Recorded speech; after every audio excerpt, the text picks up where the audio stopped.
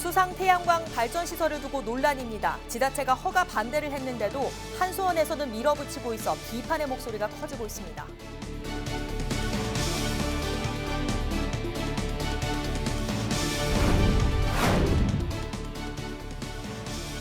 고성군에서 임명직 읍장을 주민이 직접 뽑는 선거가 치러졌습니다. 그 현장을 취재했습니다.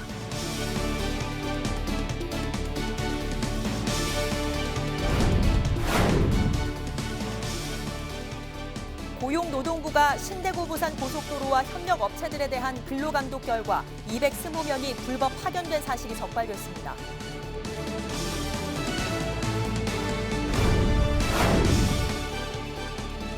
창원시의 미래 스마트 산업 구축을 위한 내년 예산 1,200억여 원이 국회를 통과했습니다.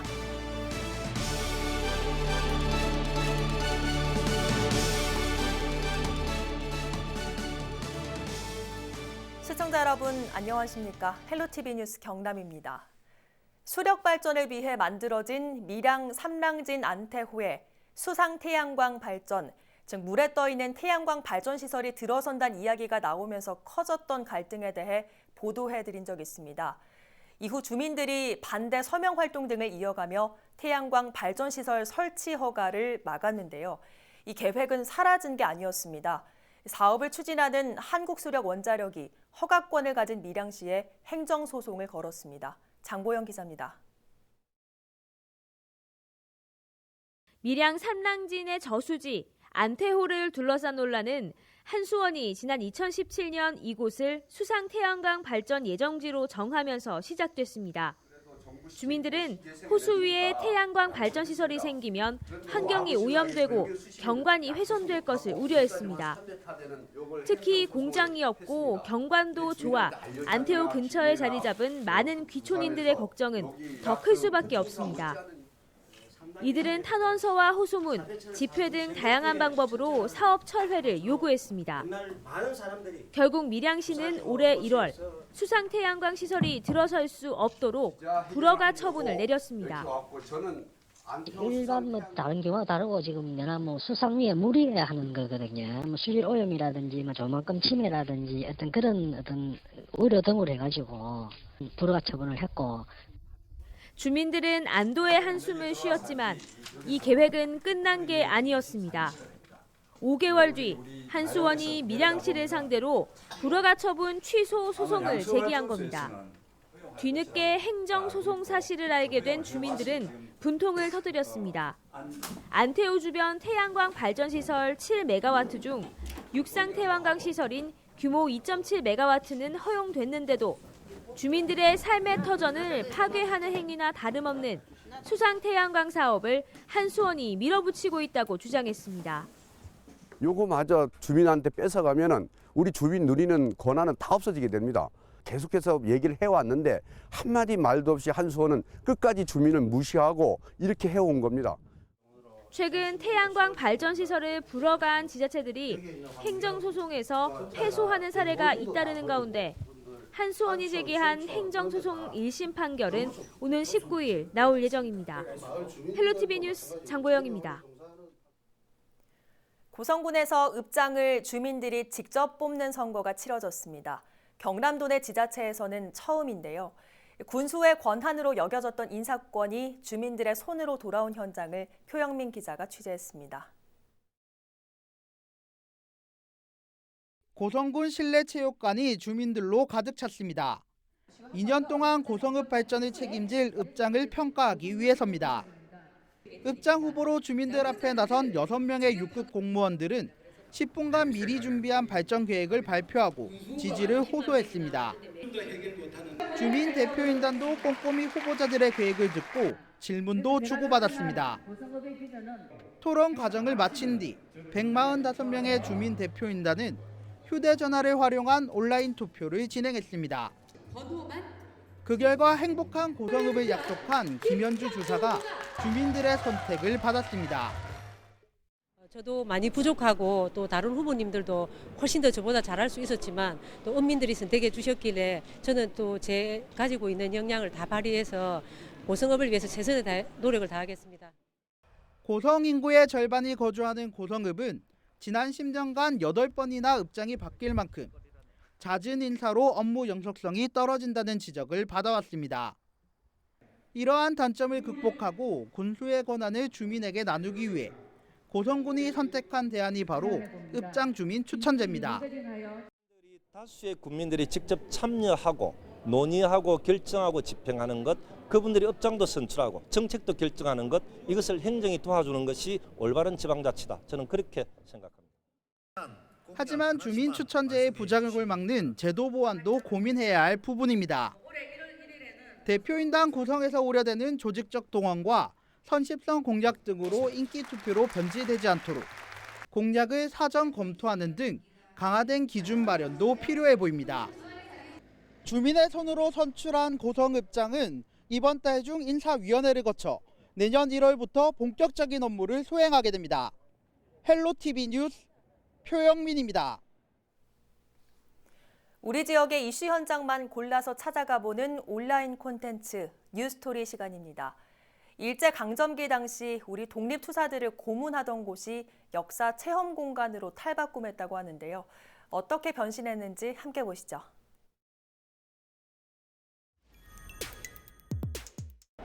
입을 다물고 있으면 콧구멍으로 물을 붓고 숨이 차서 입을 벌려 공기를 마시면 입으로 물을 부어넣고 배가 불러서 더 이상 안 들어가면 배를 발로 눌러서 물을 토하게 해서 물을 부어넣는다. 일제강점기 당시 일본 헌병이 얼마나 잔인했고 가혹했는지 그 만행을 고스란히 보여주는 장면. 독립투사들이 일본 헌병들에게 당했던 모습이 그대로 담겼습니다. 글쎄, 이 장소는 지금 이 간섬 도로변에 있지만은 이 옛날부터 이 헌병들은 다 우리 시민들이 기피하는 곳입니다. 여기에 가면 그런 좋지 않은 그런 인식 때문에 그래서 기피하고 바로 그렇게 됐는데. 마산 한복판의 빨간 벽돌로 만들어진 건물. 오고 가며 어쩌면 무심코 지날 수 있는 이 건물은 아픈 역사를 안고 있습니다. 일제강점기 당시 죄 없는 사람들이 잡혀와 고문을 당했던 곳, 마산 헌병 분견대입니다. 당시 잔악하기로 소문난 일본 헌병대의 만행을 견뎠을 우리 독립투사의 피눈물과 뼈아픈 역사가 고스란히 담겨 있습니다. 이 마산 헌병 분견대는 지난 2005년 9월 등록문화재 198호로 지정됐고 얼마 전인 2019년 11월 26일 체험 전시공간으로 변신했습니다. 여기는 우리 민간인 사찰과 또 수탈, 또 우리 독립운동가들로 고문하고 치조하고 그러한 현장이었죠. 전시관을 들어서자마자 입구를 지키고 있는 일본 헌병대부터 살벌함이 느껴집니다. 전시관은 헌병 분견대실과 치조실, 민족탄압실, 고문실로 나뉩니다. 헌병 분견대실은 일제강점기 당시 일본의 침략 가정과 무단통치 시기 일본 헌병의 잔악상과 그 과정에서 마산 헌병 분견대가 어떤 역할을 했는지 보여줍니다. 또 일제의 만행 현장, 각종 고문기구가 전시된 치조실과 민족탄압실, 고문실이 있습니다. 특히 그 상황을 직접 체험할 수 있는 공간도 마련됐는데요. 벽관이라고 부르는 이 공간은 성인 한 사람이 몸을 움직일 수 없을 만큼 작은 크기로 경직된 자세로 오랜 시간을 서서 견뎌야만 했습니다. 벽관 바로 옆은 고문실입니다. 고문실은 독립투사들이 고문을 당하는 모습을 재현했습니다. 거꾸로 매달려 억지로 물을 마셔야만 했던 독립투사. 다리 사이 주릿대가 끼워지고 온몸에 상처를 입어 고통스러워하는 여성 독립운동가. 악이 가득한 일본 순사의 모습에 화가 나지만 무엇보다 우리 독립운동가들의 그 표정만 봐도 얼마나 괴로웠을지 가슴이 먹먹해집니다. 고문실 옆에는 치조실이 있습니다. 인상을 쓰며 누군가에게 윽박지르는 듯한 모습. 벽면에는 수갑과 고문 도구들이 걸려 있어 섬뜩하기까지 합니다. 옛 마산 헌병 분견대를 한 바퀴 돌다 보면 당시 잔혹함과 독립운동가들의 희생을 그대로 볼 수 있습니다. 마산을 억압하고 통제해 작은 정부라고 할 정도로 공포와 두려움의 대상이었던 마산 헌병 분견대. 새롭게 바뀐 전시관은 아픔의 기록이며 잊지 말아야 할 우리 역사입니다. 역사를 잊은 민족에게 미래가 없다는 말처럼 새로운 미래를 써내려갈 우리에게는 필요한 역사 교육의 현장이 되지 않을까요? 네, 여러분들께선 어떻게 보셨습니까? 아픈 역사긴 하지만 우리 조상들의 그 희생을 기릴 수 있는 기회가 되지 않을까 하는 생각이 드는데요. 유튜브 채널 CJ 헬로 경남 방송을 구독하시면 우리 지역에 숨겨진 더 많은 이야기를 만나보실 수 있습니다. 다음 소식입니다. 남해 강진만은 새꼬막과 피조개, 낙지 등 다양한 어류가 자라는 곳인데요. 그런데 강진만 새꼬막이 몇 년째 집단 폐사하면서 어민들이 울상짓고 있습니다.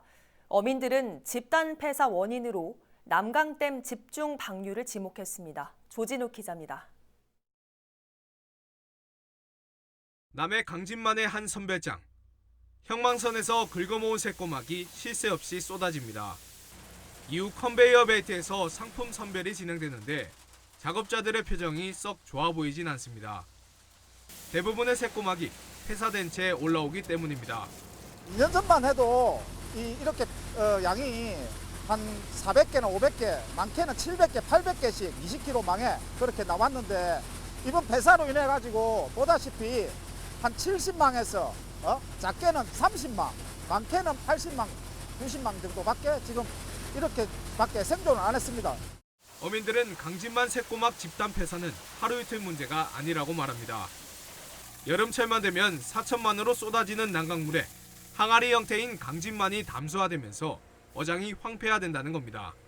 특히 올해는 태풍이 연달아 오면서 늘어난 방류량에 담수 피해가 심각하다고 말합니다. 태풍이 왔을 때 집중호우가 내렸을 때 방류를 하거든요. 그런 게 이제 저희 어민들이 제일 애로사항이 뭐냐면 조금씩 방류를 해주면은 바다에도 생태계도 이제 뭐 다른 산란도 고기, 어류, 배류 이렇게 좋을 건데 집중호우만 왔으면은 다 내려버리니까 어민들이 뭐 어떻게 할 방법이 없지 않습니까? 최근 5년간 난강댐 방류량을 보면 7월부터 10월까지의 방류량은 2017년을 제외하곤 꾸준히 늘어나는 추세입니다. 남해군이 자체적으로 집계한 강진만 새꼬막의 폐사율도 7월부터 10월까지 방류량과 비례하는 것으로 나타났습니다. 어민들은 난강댐 방류로 인해 어획량도 덩달아 줄었다고 주장합니다. 여기는 옛날부터 전어 및 각종 어류들은 많이 잡혔습니다. 많이 잡혔고 그리고 최근에는 꽃게라든가 이런 낙지, 문어 그리고 쭈꾸미 등도 많이 잡히고 있는데 지금은 옛날에 몇 년 전에 비하면 지금은 생산량이 거의 50% 알로 다 떨어졌다고 보시면 되겠습니다. 남해군 전체 어업의 60%를 차지하는 강진만. 새꼬막을 비롯한 어업 피해가 잇따르면서 어민들은 구체적인 피해 조사를 요구하고 있습니다. SCS 조진욱입니다.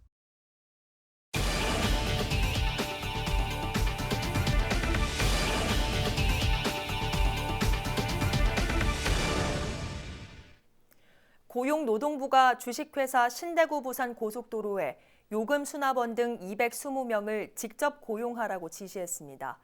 양산 고용노동지청은 신대구 부산 고속도로가 파견 노동자들에게 직접 업무 지시를 해왔다고 밝혔습니다. 이어 근로감독 결과 요금 수납원 등 220명이 불법 파견 노동자로 확인됐다며 사측이 이들을 직접 고용하도록 명령했다고 말했습니다. 창원시의 미래 스마트 산업 구축과 관련한 내년 예산 1,200억여 원이 국회를 통과했습니다. 이로써 창원시가 계획한 스마트 공장과 제조 혁신 등 4차 산업 추진에 탄력을 받게 됐습니다. 특히 수소 산업 분야에 477억 원, 스마트 랜드마크에 200억 원 등의 국비가 확정됐습니다. 창원시가 창원형 스마트 도시 조성을 위한 비전 선포식을 열었습니다. 이날 행사에는 전국 지자체 관계자와 시민 등 200여 명이 참석했습니다. 창원시는 이날 행사에서 스마트 도시 구축을 위한 구체적인 계획을 발표했습니다. 또 국내외 스마트 도시 추진 사례 등을 소개하는 자리도 마련했습니다. 허성모 창원시장은 스마트 도시는 4차 산업혁명 시대의 새로운 도시 체계라며 미래 도시 창원을 만들겠다고 밝혔습니다. 고성의 한 아파트에서 간호조무사를 살해한 혐의로 40대 남성 A씨가 경찰에 붙잡혔습니다. A씨는 자신이 입원했던 병원의 간호조무사 B씨를 살해한 뒤 달아난 혐의를 받고 있습니다. B씨는 지난 9일 자택에서 숨진 채 발견됐습니다. 경찰은 주변 CCTV 분석 결과 A씨가 범행을 저지른 걸로 보인다며 A씨에 대해 구속영장을 신청할 계획입니다. 경남도는 화재 위험이 큰 동절기를 맞아 지역 전통시장을 대상으로 화재 안전점검을 실시합니다. 이번 점검은 도내 186개 전통시장을 대상으로 오는 16일부터 내년 1월 10일까지 진행됩니다. 주로 자동 화재 탐지 설비와 자동 화재 속보기 등 소방시설 작동 여부를 조사하고 소방시설 주변 적치물 방치와 소방통로 확보 여부 등을 살필 계획입니다. 점검 결과 보수, 보강이 필요한 사항에 대해서는 중소벤처기업부와 지자체에서 지원하는 사업 등을 통해 개선해 나갈 예정이라고 전했습니다. 김해시가 주민참여예산제 우수기관으로 선정됐습니다.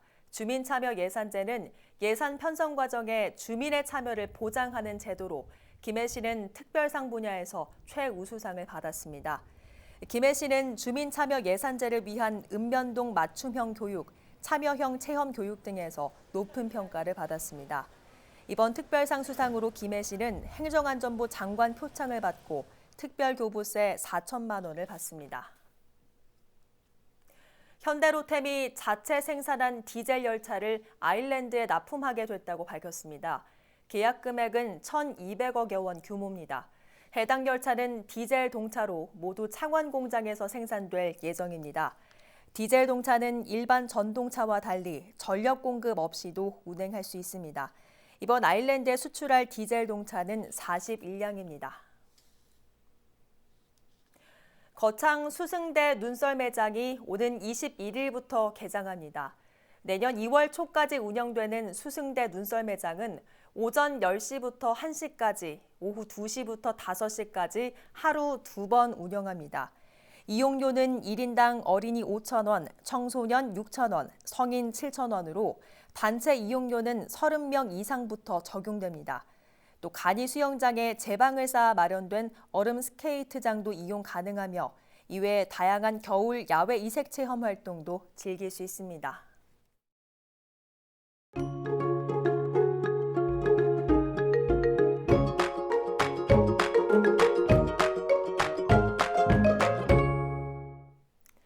날씨입니다. 미세먼지가 물러가고 다시 한겨울 추위가 찾아왔습니다.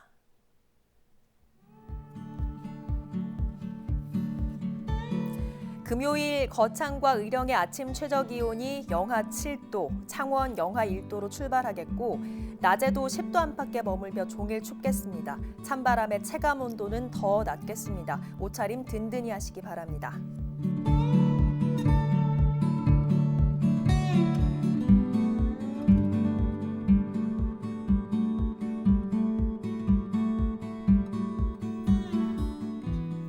다가오는 일요일까지는 한파 수준은 아니어도 아침에는 대부분 영하권 추위가 이어지겠고요.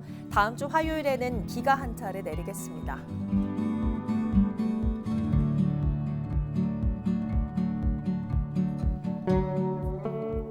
당분간 바닷물의 높이가 높은 기간입니다. 남해안 저지대에서는 만조시 침수 피해 없도록 유의하시기 바랍니다.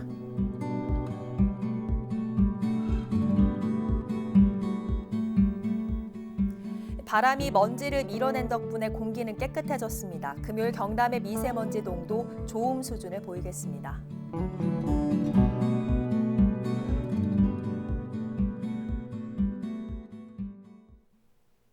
오늘 뉴스는 유튜브 채널 CJ 헬로 경남 방송에서 다시 보실 수 있습니다. 뉴스를 마칩니다. 저희는 늘 지영민 곁에 있겠습니다. 고맙습니다.